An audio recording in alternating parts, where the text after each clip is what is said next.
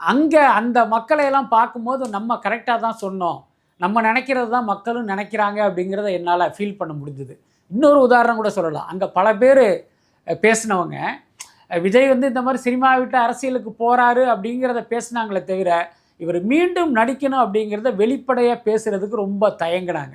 நெல்சனாக இருக்கட்டும், லோகேஷாக இருக்கட்டும், எல்லாருமே பார்த்திங்கன்னா அப்படியே அதை அப்படி பூசி மெழுகி அப்படியே தான் அப்படி பேசிக்கிட்டே இருந்தாங்க. நாசர் சார் தான் அதை பட்டார்னு போட்டு உடைச்சது. அவர் வந்து எப்பயுமே பாசாங்கு இல்லாத ஒரு மனிதர். அவர் எல்லார்ட்டையுமே முகத்துக்கு நேராகவே பேசிடுவார். அதே மாதிரி அந்த மேடையில் வந்து விஜய் வந்து மீண்டும் நடிக்கணும்னு பேசும்போது பார்த்திங்கன்னா அந்த அரங்கமே அதிர்ந்தது.